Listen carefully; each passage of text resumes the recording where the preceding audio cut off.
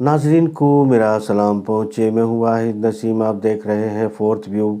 यकीनन topic Ukraine युद्ध का ही होगा, मगर इस युद्ध के साथ साथ दुनिया के जो हालात इस वक्त बन रहे हैं उन पर थोड़ी सी गंभीरता से चर्चा करने की आवश्यकता है।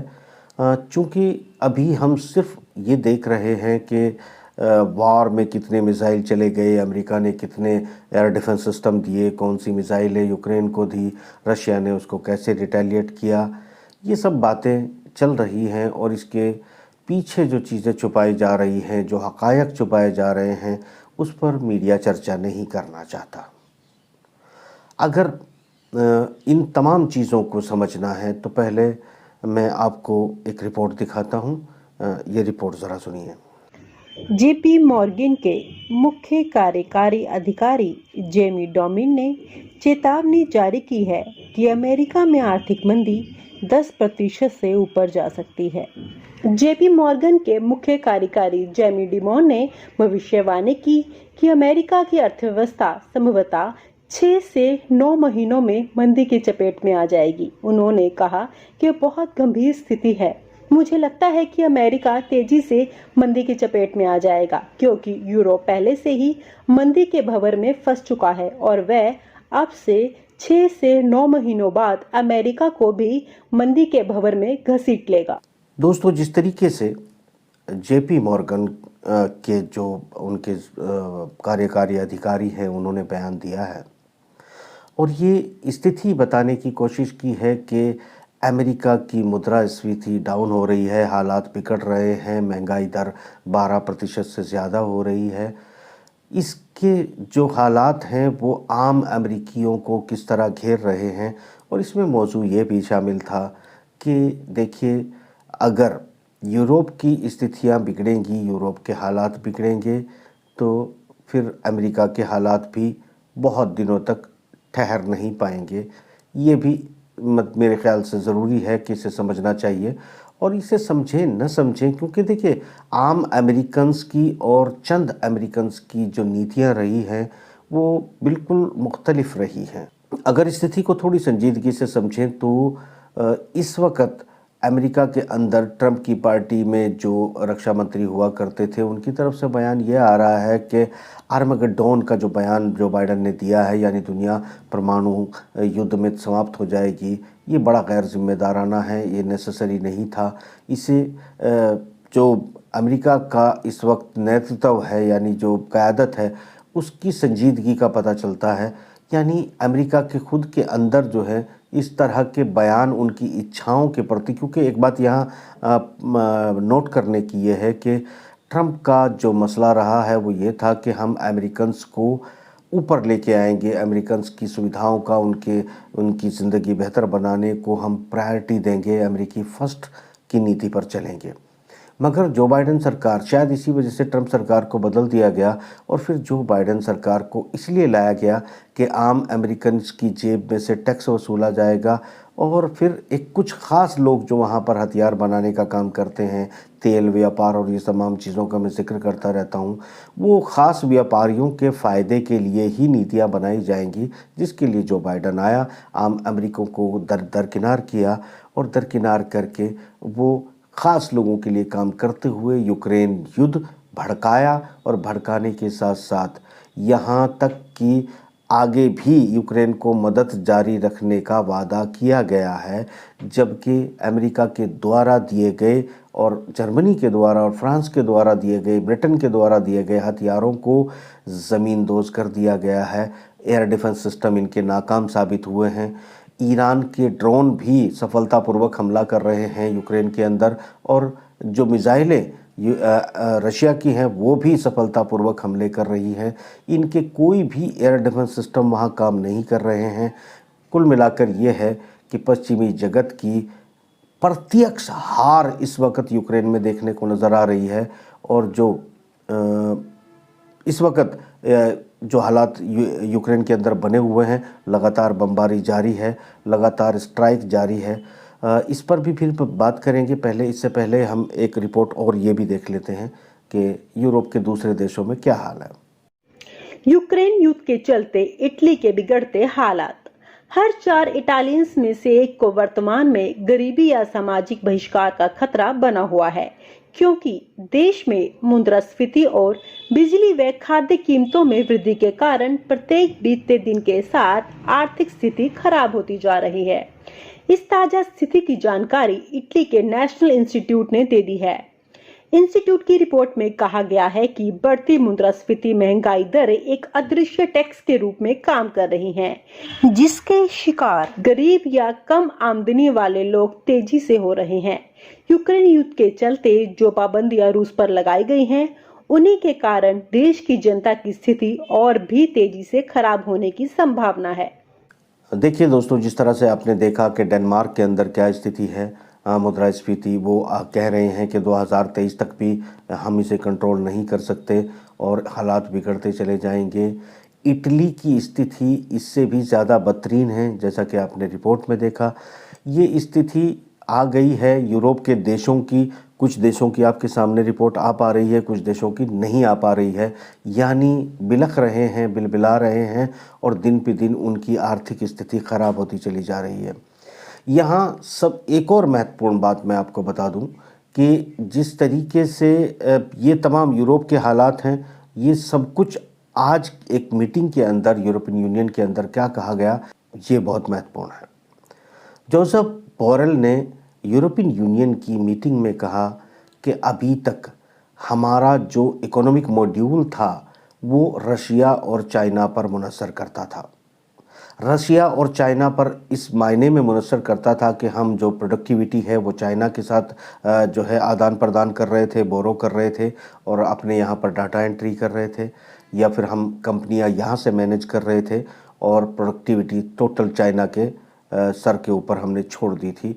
यानी हमारा जो आर्थिक मॉड्यूल है वो मुनहसर करता था रशिया और चाइना पर, चूँकि रशिया से हम कोयला यानी LNG, गैस, तेल, ये तमाम एनर्जिक स्रोत जो है वो रशिया से हम कैरी कर रहे थे।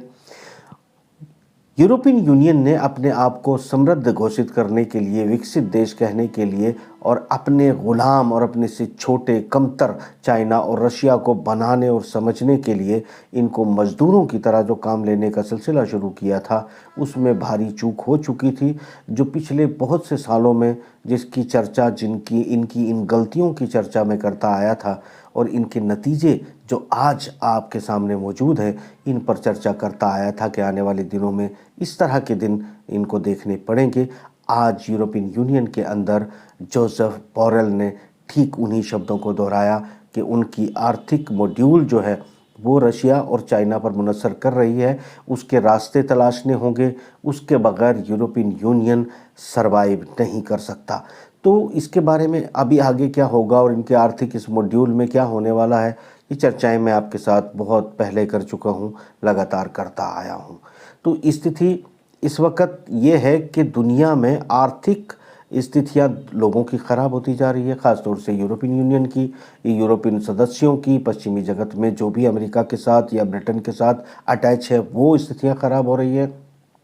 यहाँ देखिए, अगर कोल, फ्यूल और गैस नहीं मिलेगी रशिया की तरफ से या कम मिलेगी या बाय चाइना इनको ख़रीदनी पड़ेगी, कतर, बहरीन, कुवैत, ईरान और सऊदीया से अगर इनको फिर भी ख़रीदनी पड़ेगी, तो चूँकि ओपेक प्लस के साथ, रशिया के साथ ट्विनिंग में अब एनर्जी के दामों को बढ़ाया जा रहा है और इनकी जो प्रोडक्शन है उसको कट किया जा रहा है। इसका मतलब साफ है कि धीरे धीरे करके यूरोपियन वर्ल्ड की और अमेरिकन वर्ल्ड की आर्थिक स्थिति को कमज़ोर किया जा रहा है। इनके जो दुनिया को लीड करने के आर्थिक निज़ाम थे उनको तोड़ा जा रहा है।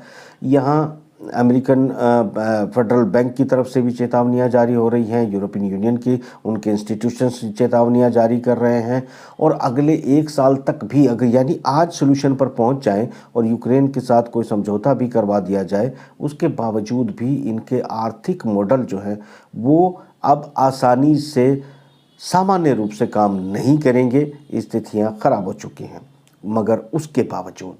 मगर उसके बावजूद अगली 11, 12, 13 3 दिनों में आपको देखने को मिलेगा कि अमेरिका का एक ट्रुप पहुंच रहा है ताइवान, जहां पर कोशिश की जाएगी कि इस आग में और ज़्यादा घी और तेल डाल के यहाँ भी युद्ध को भड़का दिया जाए, जो कि चंद लोगों के हितों के लिए काम कर रहा है। एक बात यहाँ समझ लीजिएगा कि अमेरिका में बैठे वो लोग किसी के सगे नहीं हैं। वो जानते हैं कि अगर चाइना ताइवान में और मुठभेड़ बढ़ती है तो यहाँ से लॉजिस्टिक रुक जाएगा, कारोबार और ठप हो जाएंगे और इससे यूरोप दिवालिये के कगार पर पहुँच जाएगा, जबकि वो पूरी तरह से अमेरिकन फ़ायदे में इसलिए होगा क्योंकि वो चंद चुनिंदा लोग अमेरिका में बैठकर या ब्रिटेन में अपनी हुकूमत चलाकर यूरोपियन यूनियन को मुकम्मल तौर पर अपना गुलाम बना लेंगे, अपनी कॉलोनी बना लेंगे और इस तरह की चीज़ों में वो सफल होते हुए नज़र आ रहे हैं।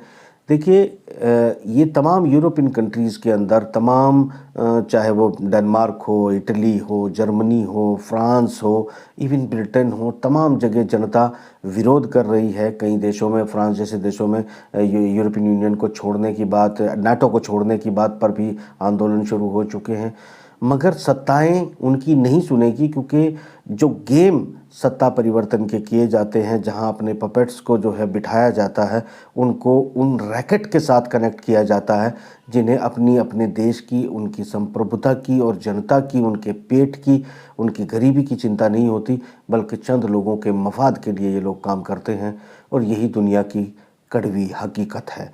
तो इस हकीकत में आगे बढ़ते हुए अमेरिका घी में आग डालने का, तेल डालने का, माफ़ कीजिएगा, आग में घी और तेल डालने का भरपूर काम कर रहा है और करेगा। और यूरोपियन यूनियन के चाहे सेलेक्टेड यानी चुने हुए प्रधानमंत्री या राष्ट्रपति हैं वो भी, और वहाँ की इस्टेब्लिशमेंट भी, जिन लोगों से कनेक्टेड हैं वो अपने देशों की हितों की और जनता की परवाह किए बगैर उनके लिए काम कर रहे हैं और आगे भी करेंगे। यानी स्थितियाँ यूरोप की और ख़राब होने जा रही हैं।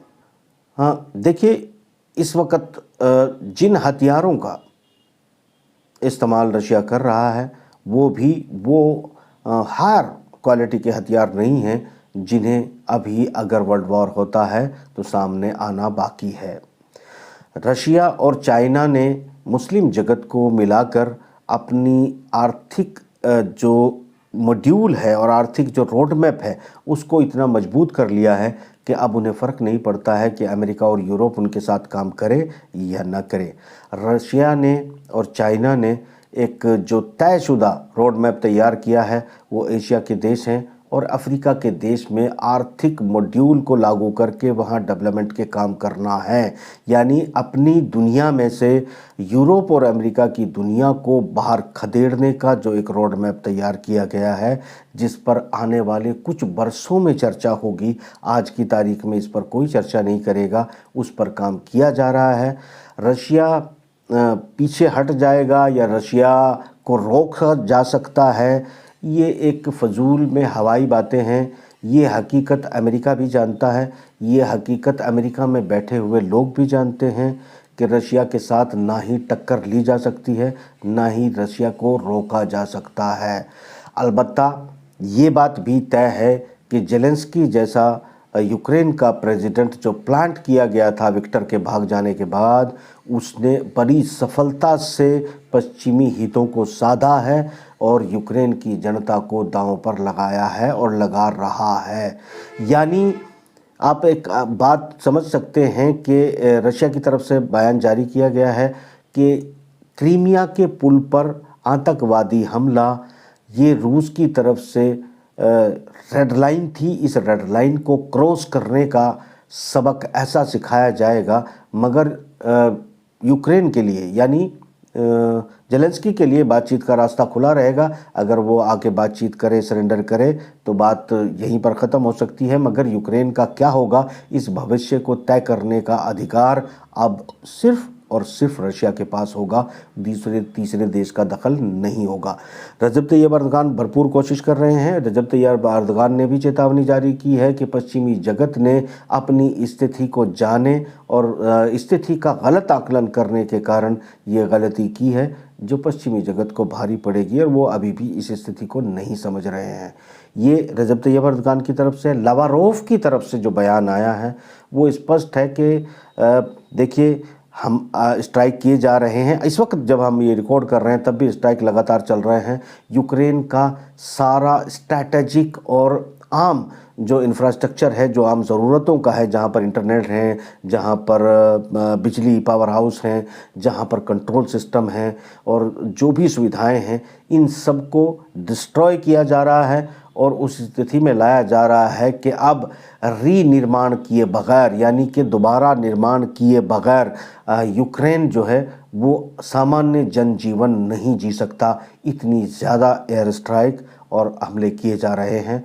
और जिन एयर डिफेंस सिस्टम को जर्मनी, फ्रांस या ब्रिटेन या अमेरिका आगे आने वाले दिनों में देने का वादा कर रहा है, वो इसलिए नहीं दे पाएगा या देने का सिर्फ नाटक करेगा क्योंकि अभी एडवांस यानी जितने एयर डिफेंस सिस्टम या जितने सिक्योरिटी सिस्टम पश्चिम की तरफ से यूक्रेन को दिए गए हैं, सिर्फ उन्हीं को क्रैक करने वाले हथियारों का अभी यूक्रेन में इस्तेमाल किया गया है। अगले हथियारों के जब ये सिक्योरिटी सिस्टम भेजे जाएंगे, उन तमाम सिक्योरिटी सिस्टम को क्रैक करने के अगले हथियार भी रशिया के पास मौजूद हैं। उनको क्रैक इसी तरह किया जाएगा जिस तरह इस वक्त किया जा रहा है।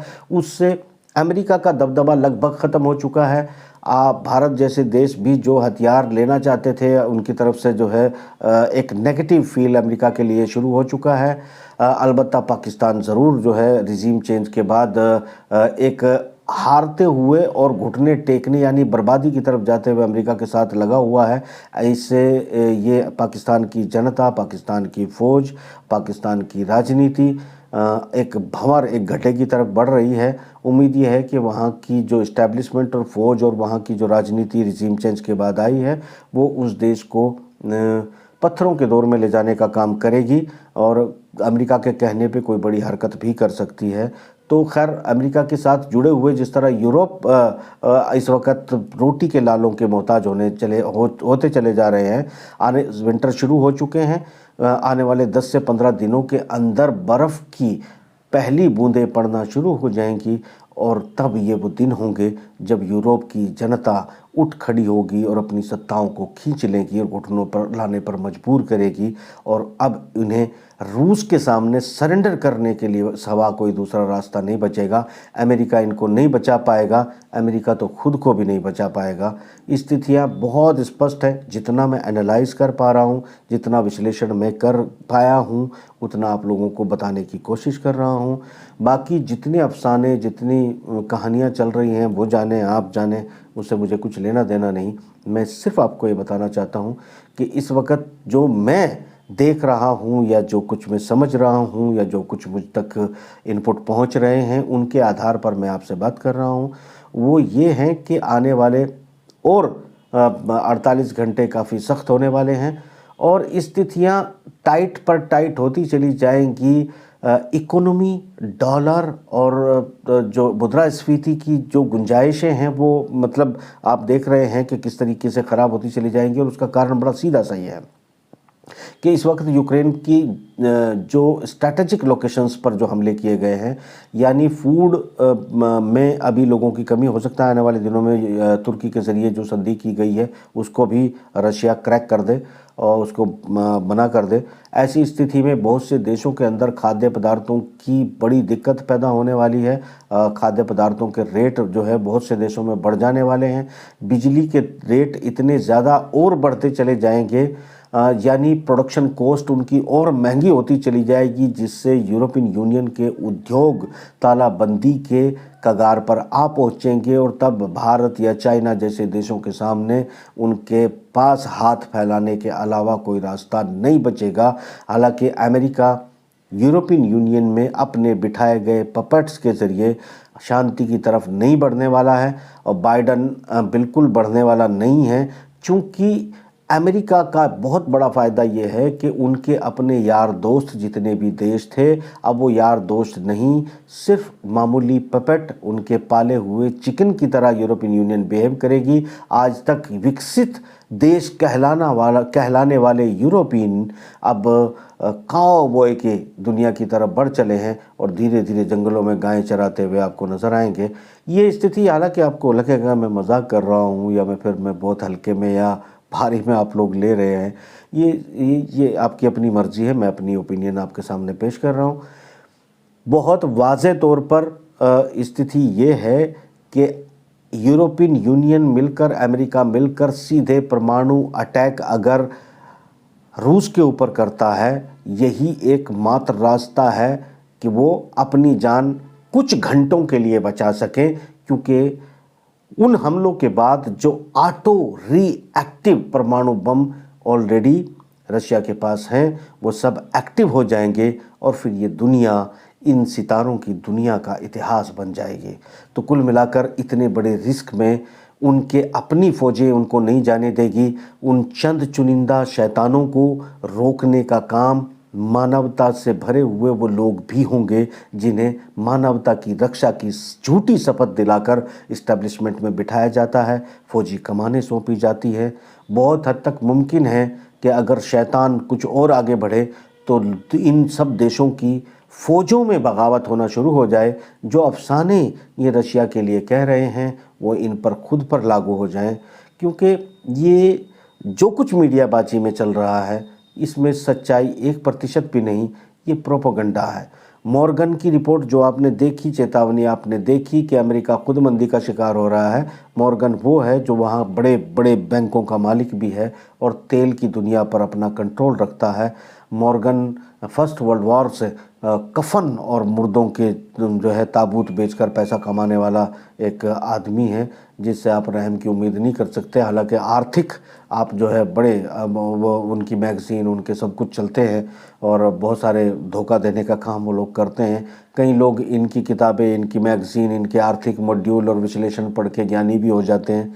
तो कुल मिलाकर वो, क्योंकि वो सब एक एजेंडा होता है और एजेंडे से दुनिया का माइंड सेट करने का काम करते हैं। इन सब लोगों ने मीडिया को अपने कंट्रोल में रखा हुआ है। बड़े बड़े बुद्धिजीवियों को प्रोजेक्शंस दिखाते हैं और हल्के मैनिपुलेशन। देखिए दोस्तों, एक बात और आपको मैं बताता हूँ, जितने भी अपने आप को बड़े लोग समझते हैं वो सब लोग क्या समझते हैं कि जब हम छोटे लोग, छोटे कौन होते हैं, ये आपको लगते हैं पत्रकार लोग बड़े होते हैं, ये कुछ नहीं होते हैं, ये बेचारे चमचे किस्म के लोग होते हैं।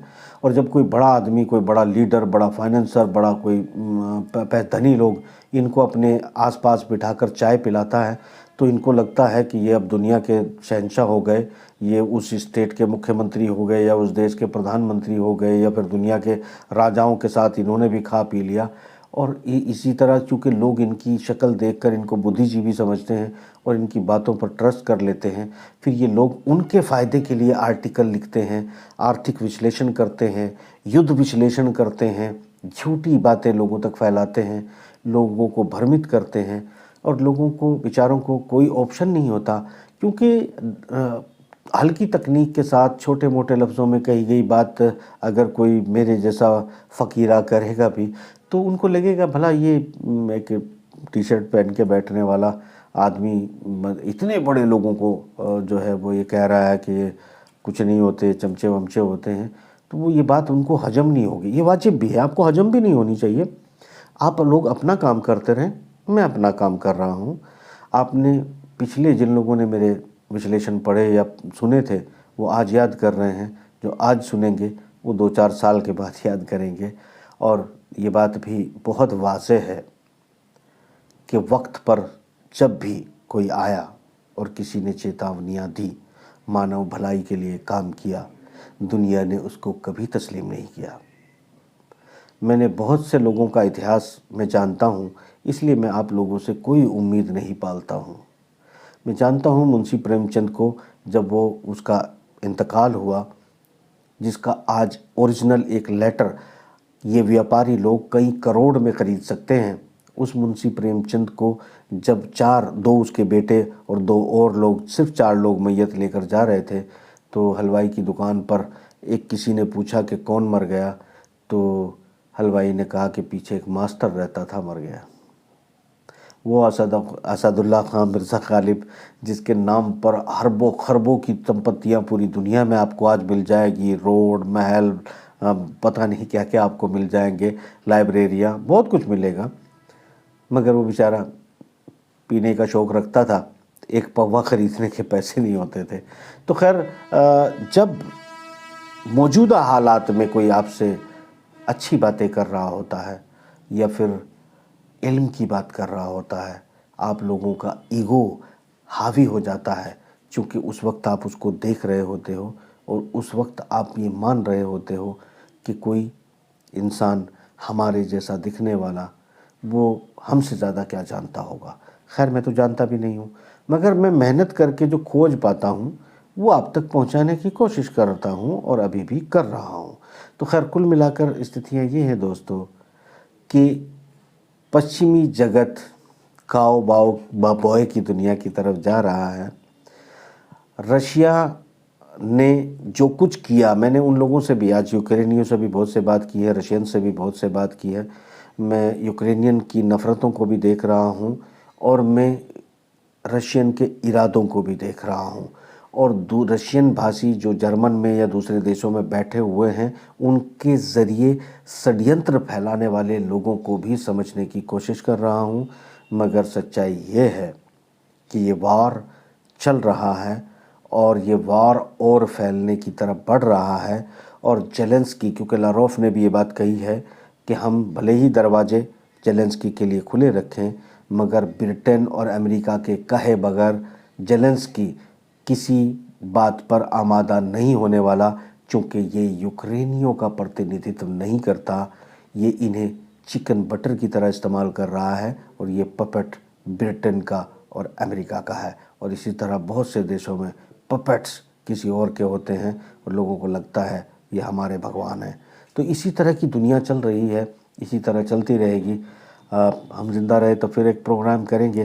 फ़िलहाल की स्थिति बिल्कुल स्पष्ट है, रशियन हथियारों को रोकने की ताकत पश्चिमी जगत के पास मौजूद नहीं है। चाइना में आखिरी तौर पर आग भड़काने की कोशिश की जा रही है, की जा सकती है, और ऐसा हुआ तो फिर यूरोप को बर्बाद होने से कोई नहीं बचा सकता और बहुत से और भी देश बर्बादी के नज़दीक आ जाएंगे। कुल मिलाकर शांति की उम्मीद बिल्कुल कम है। धीरे धीरे ये सुलगती रहेंगी और अब दुनिया का आर्थिक मॉडल निज़ाम चेंज होगा। कल फिर मुलाकात होगी। खुदा हाफ़िज़।